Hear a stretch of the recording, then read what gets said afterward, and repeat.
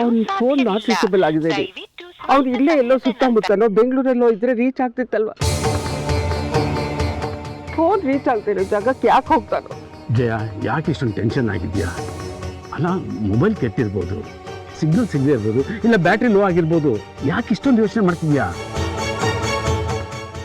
ಯಾವತ್ತೂ ಆಗದೆ ಇರೋದು ಎಲ್ಲ ಇವತ್ತೇ ಆಗ್ಬೇಕಿಲ್ರಿ. ನಾವು ಬರುವಾಗ ಕಾರಿಗೆ ಬೆಕ್ಕಡ್ಡ ಬಂತು. ನಮ್ಮ ಕಾರ್ ಪಂಕ್ಚರ್ ಆಗಿ ನಿಲ್ತು ಎಲ್ಲಿ? ಸ್ಮಶಾನದ ಮುಂದೆ.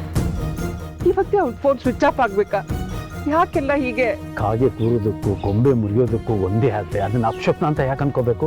ನೋಡು, ನಾವೇ ಇಷ್ಟೊಂದು ಟೆನ್ಷನ್ ಆದರೆ ಪಾಪ ಬೀಗ್ರಿಗೆ ಏನಾಗಬಾರ್ದು. ನೀನು ಟೆನ್ಷನ್ ಆಗ್ತಿರೋದು ನೋಡಿ ಪಾಪ ಹುಡುಗಿ ಮೇಘ್ನ ಟೆನ್ಷನ್ ಆಗ್ತಿದ್ದಾಳೆ. ನೋಡು, ವಿಕ್ರಮ್ ಬರೋದು ಸ್ವಲ್ಪ ತಡ ಆಗ್ಬೋದು. ಮೊದಲೋಗಿ ಪೂಜೆ ಮುಗಿಸೋಣಪ್ಪ. ಹೌದಮ್ಮ, ಅಪ್ಪ ಹೇಳ್ತಿರೋದು ಕರೆಕ್ಟಾಗೇ ಇದೆ. ಅಣ್ಣನ ಫೋನ್ ನಾಟ್ ರೀಚಬಲ್ ಆಗಿರೋದಕ್ಕೆ ಬೇರೆ ಬೇರೆ ಕಾರಣಗಳಿರ್ಬೋದಲ್ವಾ? ಅವನಿಗೊಂದು ಮೆಸೇಜ್ ಮಾಡಿದ್ದೀನಿ ನಾನು. ಅದು ನೋಡ್ತಿದ್ದಂಗೆ ಅವ್ನು ನನಗೆ ಫೋನ್ ಮಾಡ್ತಾನೆ. ಬನ್ನಿ ಫಸ್ಟು ಹೋಗಿ ಪೂಜೆ ಮುಗಿಸೋಣ. ಬನ್ನಿ ಬಾ ಅಮ್ಮ, ಪಾಪ. ಅಲ್ಸಿಂಗ, ಮಂಗಳಾರತಿ ಶುರು ಮಾಡಿ ಬಂದ್ವಿ. ಬನ್ನಿ ಅಪ್ಪಾಜಿ.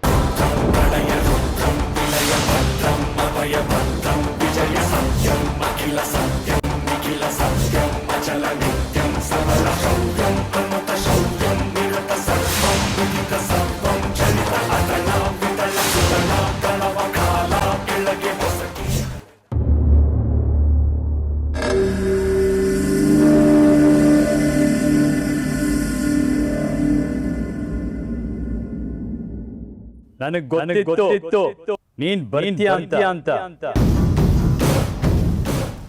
ನೀನ್ ಬರ್ತೀಯ ಅಂತ ಬಿದ್ದ ಕನಸು ಎಚ್ಚರಿಸಿದೆ.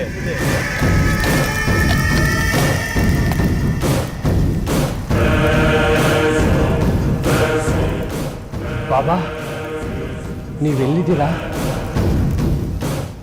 ನನಗೆ ನೀವು ಕಾಣಿಸ್ತಾ ಇಲ್ಲ. ಹಾಗೆ ಬಲಕ್ಕೆ ಬಾ.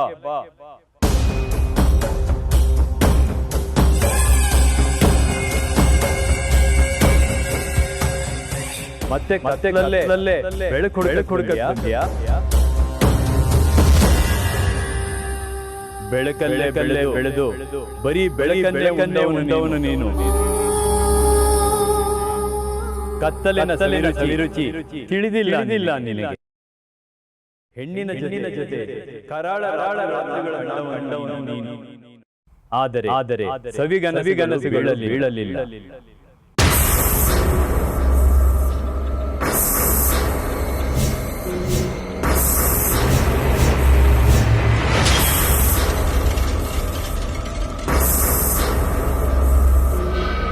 ಬಾಬಾ, ಬಿದ್ದ ಒಂದು ಕನಸಿಗೆ ಭಯದಿಂದ ಓಡಿ ಬಂದೆ ಅಲ್ವಾ?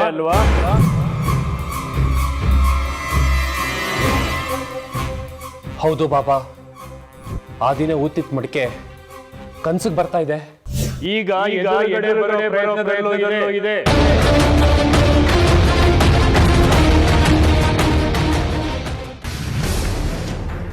ಈ ವಿಕ್ರಮ್ ಸುಮ್ಮನೆ ಕುರಿ ಅಂದ್ಕೊಂಡಿದ್ದಾರೆ ಅವಳು ಬಲಿ ತೊಗೊಳೋದಕ್ಕೆ. ಆಗ ಜೀವ ಬಲಿ, ಈಗ ಆತ್ಮ ಬಲಿ.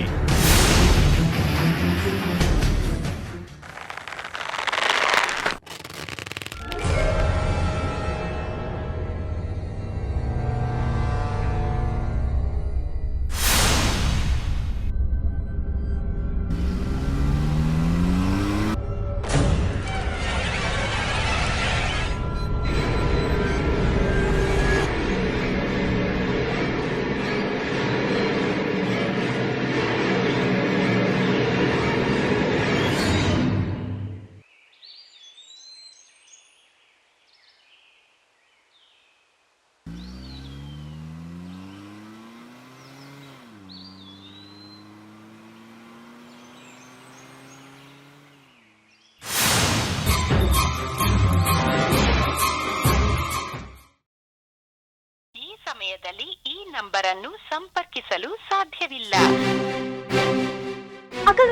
ಸಿಕ್ಕದೆ ನಿಮ್ಮವರು? ಇಲ್ಲ ಕಣೆ, ಅವಾಗ್ಲಿಂದ ಫೋನ್ ಟ್ರೈ ಮಾಡ್ತಾನೆ ಇದ್ದೀನಿ. ನಾಟ್ ರೀಚಬಲ್ ಅಂತ ಬರ್ತಿದೆ. ಭಾವ ಎಲ್ಲ ಹೋಗಿರ್ಬೋದು, ಅದು ನೆಟ್ವರ್ಕ್ ಇಲ್ದೇ ಇರೋ ಕಡೆ. ನನಗೂ ಅದೇ ಭಯ ಆಗ್ತಿರೋದು. ಇವತ್ತು ಅವ್ರ ಹೆಸರು ಅರ್ಚನೆ ಮಾಡಿಸುವಾಗ ಬೇರೆ ಮಂಗಳಾರತಿ ತಟ್ಟೆ ಕೆಳಗೆ ಬಿತ್ತು. ಶಕುನ ಸರಿ ಇಲ್ಲ ಅನ್ನಿಸ್ತಿದೆ. ಲೇ, ಆ ಅಳ್ಸಿಂಗಾಚಾರಿಗೆ ತಟ್ಟೆ ಇಟ್ಕೊಳಕ್ ಶಕ್ತಿ ಇರಲಿಲ್ಲ ಅನ್ಸುತ್ತೆ, ಅದಕ್ಕೆ ತಟ್ಟೆ ಬೀಳ್ಸಿದ್ದಾರೆ. ಅದಕ್ಕೂ ಏನೇ ಸಂಬಂಧ? ಯಾವ ದೇವಸ್ಥಾನದಲ್ಲೂ ಅರ್ಚಕ್ರ ತಟ್ಟೆ ಬೀಳ್ಸೋದೇ ನಾನು ಕೇಳಿಲ್ಲ. ಯಾವತ್ತು ಬೀಳ್ದಿರೋ ತಟ್ಟೆ ಇವತ್ತು ಬಿದ್ದಿದೆ ಅಂದ್ರೆ ಏನರ್ಥ? ಅಪಶಕ್ನ ಅಂತಾರೆ. ಇದೆಲ್ಲ ಕಾಕತಾಳಿ ಕಣೆ, ಆಕಸ್ಮಿಕ ಅಷ್ಟೇ, ಅಪಶಕ್ನ ಅಲ್ಲ. ಅಲ್ಲ ಕಣೆ, ಆದ್ರೂ ಅಮ್ಮ ತಾಯಿ, ನಿನಗೆ ಸಮಾಧಾನ ಮಾಡೋಷ್ಟು ಬುದ್ಧಿ ನಾನು ಕಲ್ತ್ಕೊಂಡಿಲ್ಲ. ನಿನಗೆ ನೀನೇ ಸಮಾಧಾನ ಮಾಡ್ಕೋಬೇಕು. ಮೊದಲು ಫೋನ್ ಮಾಡು, ಭಾವಂಗೆ ಎಲ್ಲಿದ್ದೀರಾ ಹೇಗಿದ್ದೀರಾ ಅಂತ ಕೇಳು. ನಿನಗೆ ನೀನೇ ಸಮಾಧಾನ ಮಾಡ್ಕೊ. ಬರ್ಲಾ?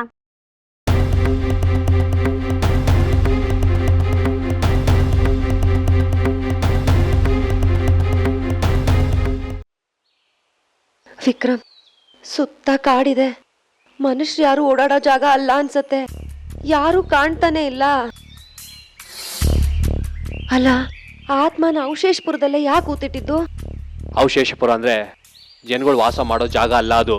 ಮತ್ತೆ ಮನುಷ್ಯ ಸತ್ಮೇಲೆ ಉಳಿಯೋದೇನು? ಬೂದಿ. ಆ ಬೂದಿಯನ್ನ ಅವಶೇಷನ ಊತಾಕೋ ಜಾಗ.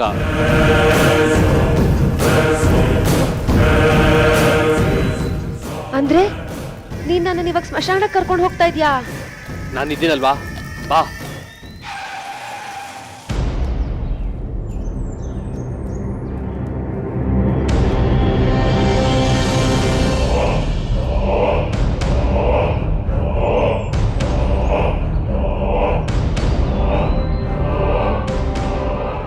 ಏನಾಯ್ತು? ಅಲ್ಲೋಡು, ರೋಡು ಡೆಡ್ ಎಂಡ್ ಆಗಿದೆ. ಅವಶೇಷಪುರಕ್ಕೆ ಹೆಂಗ್ ಹೋಗೋದು ಇವಾಗ? ನೀನ್ ಮುಂಚೆ ಬಂದಿದ್ಯಾ ಅಲ್ವಾ? ನಾನು ಮರ್ತೋಗಿದ್ದೀನಿ ಪ್ರಮೋದಿನಿ. ನಾನು ಬಂದು ತುಂಬಾ ವರ್ಷ ಆಗಿದೆ. ಈಗ ತುಂಬಾ ಬದಲಾಗಿದೆ.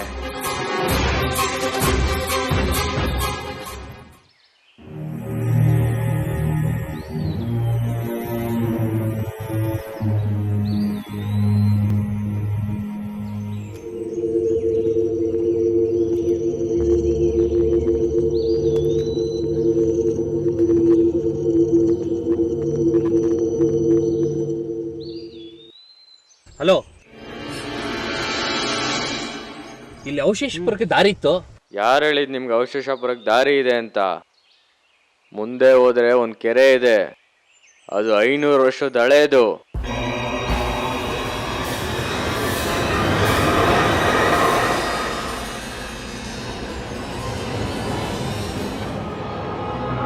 ನೀವು ಬಂದ ದಾರಿಲಿ ಬೋರ್ಡ್ ನೋಡಿದ್ರಾ? ನೋಡಿದೆ.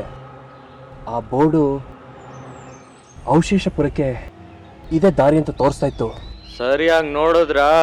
ಹೌದು, ನಿಜ ಹೇಳ್ತಾ ಇದ್ದೀನಿ. ಆ ಬೋರ್ಡು ಇದೇ ದಾರಿ ತೋರಿಸ್ತಾ ಇತ್ತು. ಈಗ ಹೋಗಿ, ಸರಿಯಾಗಿ ತೋರಿಸ್ತಾ ಇರತ್ತೆ.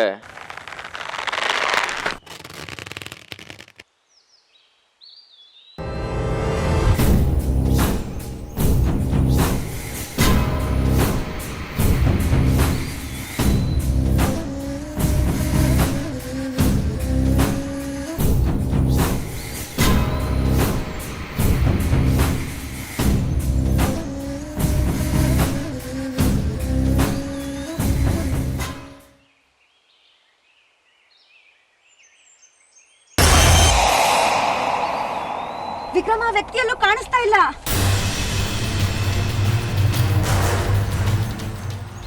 ಅಲ್ಲೆಲ್ಲ ಕಾಡು ಒಳಗಡೆ ಹೋಗಿರ್ಬೇಕು. ಇಲ್ಲ ವಿಕ್ರಮ್, ಚಾನ್ಸೇ ಇಲ್ಲ. ಇಷ್ಟು ಬೇಗ ಎಲ್ಲೂ ಹೋಗಕ್ ಆಗದೇ ಇಲ್ಲ. ಎಲ್ಲ ವಿಚಿತ್ರವಾಗಿದೆ ವಿಕ್ರಮ್. ಪ್ಲೀಸ್ ಇಲ್ಲಿಂದ ಗಾಡಿ ತೆಗಿ, ಪ್ಲೀಸ್ ಹೊರಡೋಣ, ಪ್ಲೀಸ್ ಬಾ.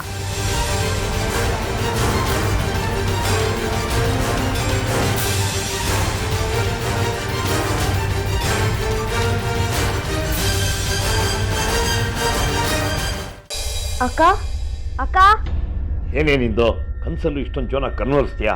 ಮೇಲೇನಾದ್ರು ಹೋಗಿದ್ದಾಳ ನೋಡ್ವಾ? ಸರಿಯಪ್ಪ. ಮೇಘನಾ, ಅಕ್ಕ,